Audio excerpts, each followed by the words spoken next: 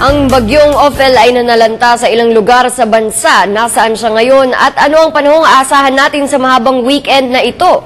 Sasagutin niya ni April Enerio live mula sa Pag-asa DOST. April? Salamat, Angel, sa ating balita. Bahagyang lumakas si Bagyong Ophel habang patuloy na kumikilos palabas ng ating PAR. Para sa detalye, narito po si Pag-asa weather forecaster Connie Dadivas. Magandang hapon, Ma'am Connie. Yes, magandang hapon din po sa inyo. Ano na pong update dito kay Bagyong Ophel?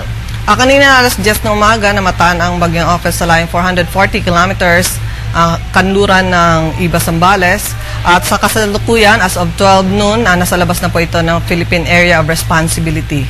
So isang napakagandang balita, no? Wala na po itong bagyo sa loob ng ating PAR. At dahil dyan, ano po yung magiging lagay ng panahon natin ngayong araw?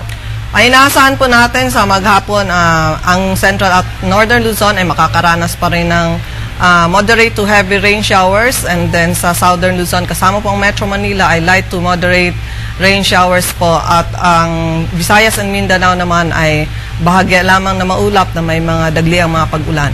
Okay, at dahil po Biyernes ngayon, ano ang magiging lagay ng panahon natin over the weekend?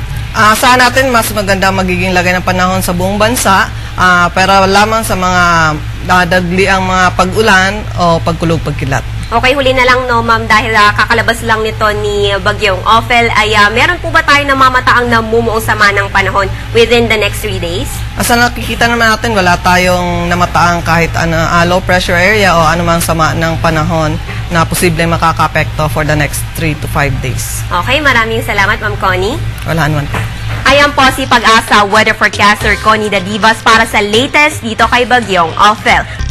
Okay mga kababayan, again, as of 12 noon ay nakalabas na po ng Philippine Area of Responsibility itong si Bagyong Ophel. Paalala na lang sa ating mga kababayan, mabuti nang maging handa, kaya huwag kalimutang magdala ng payong kung kayo ay may lakad ngayong long weekend. At yan ang latest mula dito sa Pag-asa DOST.